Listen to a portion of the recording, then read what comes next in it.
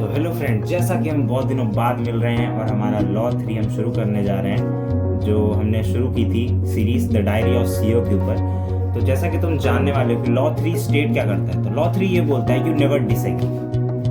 भाई you must never disagree. भाई मतलब किसी चीज के लिए ना ऐसे मना मत करो, या कि जैसे किसी ने कुछ बात बोली है तो उसको ऑल ऑफ सडन डिसएग्री मत कर दो। उसकी बात को समझो, उसकी बात को परखो, उसकी बात के ऊपर एनालाइज करो, उसके ऊपर तुम काम करो। उसके बाद उस चीज के ऊपर सोचो कि वो एग्री करने लायक है कि डिसएग्री करने लायक है। ठीक है, जैसे इसमें एक बात बोली गई है कि this law will make you the master of communication, negotiation, conflict resolution, winning arguments, being heard and changing people minds. It's also explain the why most of your arguments never be productive. ये तुम्हें एक statement दे रहा है कि कभी भी किसी से बात करो ना, किसी के साथ कम्युनिकेशन करो, या तुम्हें अपनी लाइफ में कम्युनिकेशन मास्टर करनी है, नेगोशिएशन मास्टर करनी है, लीडरशिप स्टाइल को मास्टर करना है, तो तुम्हें एक चीज याद रखनी पड़ेगी कि rather than cancelling the statement which is given by another person, तुम उसकी स्टेटमेंट को समझो कि वो कहना क्या चाह रहा है। क्या पता तुम्हें उस स्टेटमेंट से कुछ ऐसी चीज मिल जाए जो तुम्हारे लिए नई चीज हो सकता है ना ये चीज। तो दैट्स कंप्लीटली डिफरेंट सिनेरियो। ठीक है, कि अगर तुम्हें किसी की स्टेटमेंट मिला, उस स्टेटमेंट को पकड़ो, अपना स्टेटमेंट जो तुम्हारे पास पहले से जो एविडेंस है उससे कनेक्ट करो कि क्या मेरे पास जो एविडेंस है वो सही है और जो उसने क्या दिया वो सही है एविडेंस, तो दोनों को मैच करो, तब बताओ कि वो चीज डिसएग्री है या नहीं है। जैसे बहुत लोग होते हैं ना, जैसे फॉर एग्जांपल मैं किसी चीज के बारे में बात करना चाह रहा हूँ किसी टॉपिक पे, तो जो मेरे से ज्यादा जानता होगा तो क्या करेगा कि बोलेगा नहीं यार तू कम जानता है ये वो।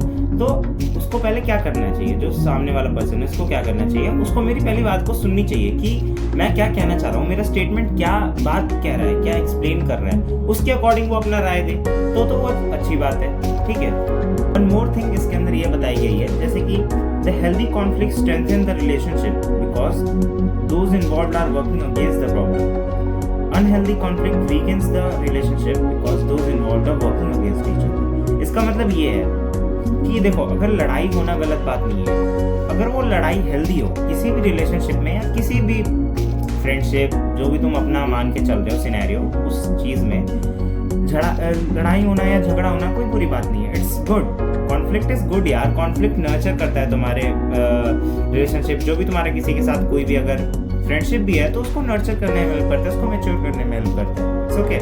तो इसके अंदर ये बात कही है कि अगर लड़ाई हेल्दी है, मतलब पॉजिटिविटी के साथ है कि ठीक है लड़ रहे हैं बट पॉजिटिव है, अपने आप को नेगेटिव अप्रोच नहीं रखें एक दूसरे के ऊपर, तो इसमें क्या होता है ना, हेल्दी में हम वर्क अगेंस्ट ईच अदर, हम क्या करते हैं, प्रॉब्लम के अगेंस्ट काम करते हैं। ठीक है, समझ में आया। जब लड़ाई हम पॉजिटिविटी के साथ कर रहे हैं, मतलब दोनों का ही भला चाहने के लिए लड़ रहे हैं कि हाँ चलो तुम्हारा भी भला हो मेरा भी भला हो, तो हम रैदर देन प्रॉब्लम के वो कर रहे हैं, मतलब रैदर देन हम अपने आप को चेंज कर रहे हैं, हम प्रॉब्लम का सिनेरियो ही चेंज कर दे रहे हैं, मतलब प्रॉब्लम के अगेंस्ट जाके बातें कर रहे हैं। ठीक है, प्रॉब्लम के अगेंस्ट जाके उसके ऊपर वर्क कर रहे हैं।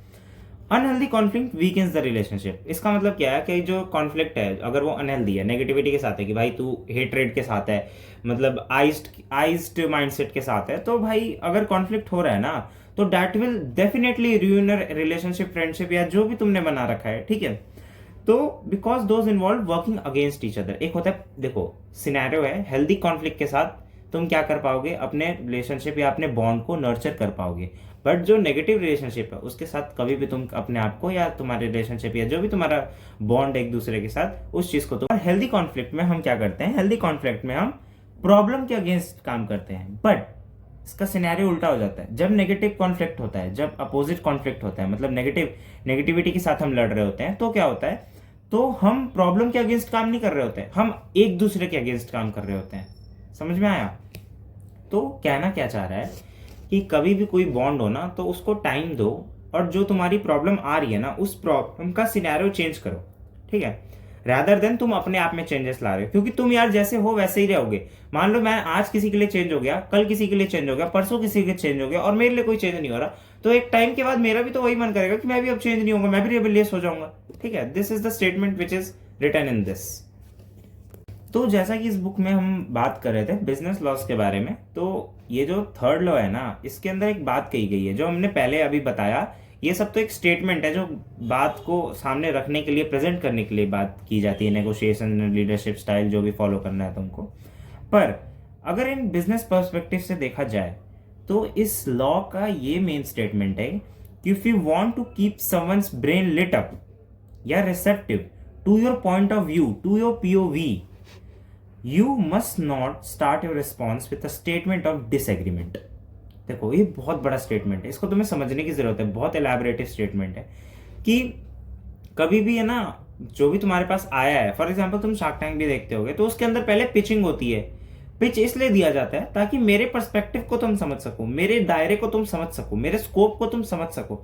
उसके बाद जो एंटरप्रेन्योर्स होते हैं वो क्या करते हैं, वो उसके अकॉर्डिंग उससे सवाल पूछते हैं, कभी डिसएग्री नहीं करते उनके बिजनेस पे, चाहे वो कुछ भी कर रहा हो, एनीथिंग, उससे क्वेश्चन पूछेंगे उसके बेस कनेक्ट पे, हर एक पॉइंट को कनेक्ट करके। तो इससे क्या होता है ना, एक तो देखो स्टेटमेंट ऑफ डिसएग्रीमेंट खत्म हो जाता है कि मैं तुम्हारी बात से सहमत ही नहीं हूं। ये है कि तुम अपने माइंड में भले ही सहमत ना हो पर उसको ऐसा प्रिटेंड करवाओ कि तुम सहमत बन रहे हो उसके लिए, और तुम्हारी बातें कुछ कुछ हद तक सही है। ठीक है, देखो और एक और स्टेटमेंट के बारे में बताया गया है कि the strength of any carefully reason logical argument, क्या बात कही गई है, the strength of any carefully reason logical and argument, ऐसा कोई भी जो आर्ग्यूमेंट है जो कि रीजनेबल है या थोड़ा सा लॉजिकल है, that isn't likely to be recognized when you open with disagreement. ठीक है, उसको, उस स्टेटमेंट को ना तब तक रिकॉग्नाइज नहीं किया जाता जब तक वो एक अच्छे एग्रीमेंट के साथ शुरू नहीं हो रहा। ठीक है, डिसएग्रीमेंट के साथ शुरू करोगे ना तो उससे तुम्हारी बात का जो स्ट्रेंथ है वो कम हो जाता है। या तुम खुद सोचो ना, जब तुम जा रहे हो किसी के साथ नेगोशिएट करने, for example we are taking कि हम जा रहे हैं किसी ब्रांड के साथ नेगोशिएट करने, तो हमने उनसे बात करनी शुरू की, अब वो अपना जो भी उनका पर्सनालिटी है, जो भी ऑब्जेक्टिव्स हैं वो अपना बता रहे हैं। तो रैदर देन हम उनके ऑब्जेक्टिव पे जज करें या उनको डिसएग्री करें, हम क्या कर सकते हैं, उनके ऑब्जेक्टिव को ही लेके हम उनसे क्वेश्चन पूछें, उनके ऑब्जेक्टिव को ही लेके हम उससे नर्चर करें या उनसे जो पर्सपेक्टिव है हमारा उसके ऊपर फोकस करवाएं। ठीक है, तो अगर तुम्हारे अंदर ये स्किल आ गई तो तुम किसी स्टेटमेंट को स्ट्रेंथन कर सकते हो, किसी एविडेंस को स्ट्रेंथन कर सकते हो, अगर तुम्हें डिसएग्रीमेंट के बिना बोलना आ गया। ठीक है, मैटर वो नहीं करता तुम्हारे पास कितना नॉलेज है, कितना एविडेंस है, मैटर वो बिल्कुल नहीं करता। मैटर इज जस्ट कि कभी भी तुम्हें कोई भी कॉन्वर्सेशन, कभी भी तुम्हें कोई भी नेगोशिएशन, कभी भी तुम्हें कोई लीडरशिप स्किल को हमेशा कैसे शुरू करना है, हमेशा शुरू करना है with the point of view कि हमारा जो सेंस है वो डिसएग्रीमेंट से शुरू नहीं होना चाहिए, हमारा सेंस हमेशा एग्रीमेंट के साथ शुरू होना चाहिए। ठीक है, थर्ड लॉ ये स्टेट करता है कि it's a critical skill, third law that you never disagree is a critical skill, मतलब इसको बुक में बताया गया है कि एक बहुत क्रिटिकल स्किल है। सच में यार स्किल है। अब तुम खुद सोचो यार, तुम किसी चीज पे डिसएग्री कर रहे हो बार बार, तो सामने वाले पर्सन को पहले ही एक वो पता लग जाता है, यार ये तो मेरी बात को काट रहा है, मैं आगे बढ़ ही नहीं पाऊंगा, ये वो, तो उसका भी मोटिवेशन डाउन होता है और एक तरीके से उसका भी पर्सनल जो माइंडसेट है वो चेंज होता है कि एंटरप्रेन्योर्स तो हमेशा ऐसे ही होते हैं, ये होते हैं, वो होते हैं। तो इसलिए देखो कि कभी भी कोई बिजनेस हो या कभी भी कोई नॉर्मल बातचीत भी कर रहे हो किसी से, तो उसके फेवर में होके बात किया करो, शुरू फेवर में होके करो। ये आगे चल के तुम नेगोशिएट कर सकते हो, अपनी राय रख सकते हो, तुम्हारे पास कितना एविडेंस है, कितना नॉलेज है, वो तुम आगे अप्लाई करो। बट शुरुआत के कुछ टाइम जब तक उससे बात कर रहे हो, जब तक उसे डील या नेगोशिएशन कर रहे हो, तब तक please stick to the point where you are. ठीक है, where you are. Okay, so moving ahead कि ये बोलता है it is a critical skill that will allow you to become an effective negotiator, a good speaker, a good salesman, a good business leader, a good writer and even a good partner. ये बात कह दी गई है, even a good partner to.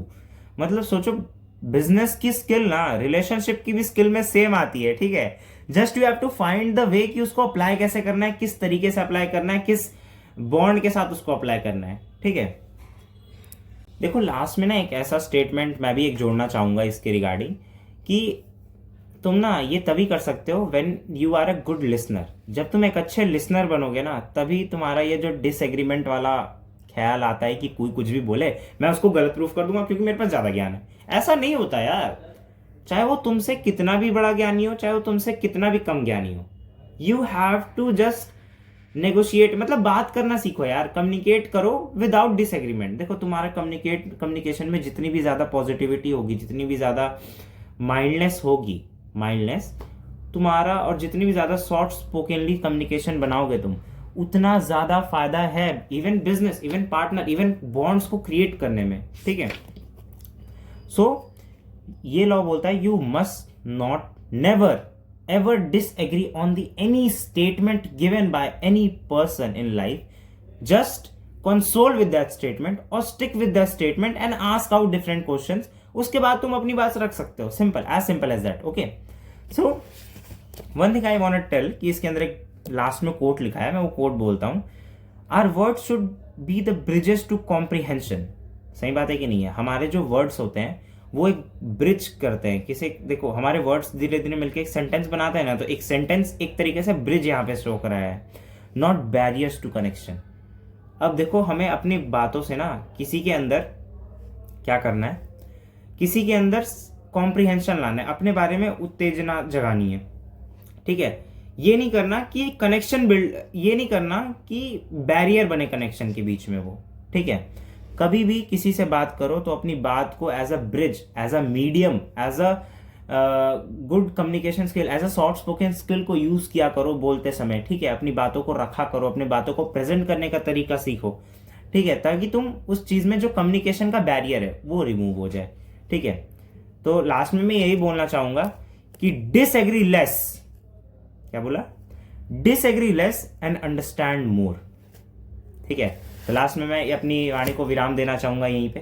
तो please यार like subscribe करो, हम इसी चैनल में आगे लॉ डालते रहेंगे एंड इसी चैनल पे हमारे व्लॉग्स भी आते रहेंगे, क्योंकि एज एन एनसीसी कैडेट मैं इधर उधर जाता रहता हूँ, तो व्लॉग भी क्रिएट करूँगा कभी कभी, तो व्लॉग भी आते रहेंगे एंड ये लॉ भी चलती रहेगी। Please try to support us, क्योंकि नॉट ओनली मी, मेरे और भी एनसीसी कैडेट्स हैं जो मेरे कंटेंट में आएंगे जब हम व्लॉग वगैरह बनाएंगे, तो प्लीज़ उनको भी सपोर्ट करना, ठीक है।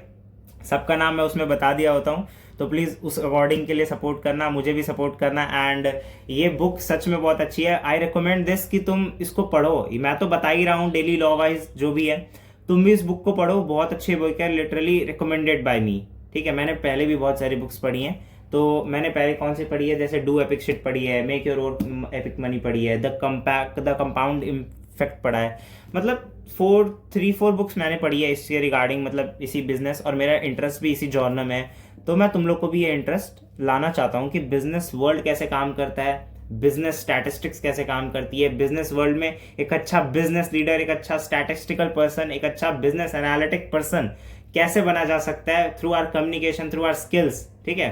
तो इसी के साथ थैंक यू एंड मेरी इस बातों को सुनने के लिए। तो इससे मैं अभी तक देखो तुम सुने ना, तो ये भी क्या है, यू डिसएग्री लेस, तुमने कम मेरे बातों पे डिसएग्री किया, तुमने क्या किया, मेरी बातों को सुना, अब तुम जज करोगे, अपने बारे में सोचोगे, उस चीज़ को इंप्लीमेंट करोगे, तो that is a good sign कि तुमने अपनी तरफ से कुछ तो मेहनत किया, मैंने को अपनी तरफ से कुछ तो काम करने की कोशिश की। So like subscribe and share कर दो यार, क्योंकि तुम भी जानते हो, मैं भी जानता हूँ, मैं खुद एक स्टूडेंट हूँ एंड मेरा भी सपना है यार, जैसे मैं भी अच्छा बनूँ, तुम लोग के साथ ग्रो करूँ अपनी कम्युनिटी के साथ, ठीक है।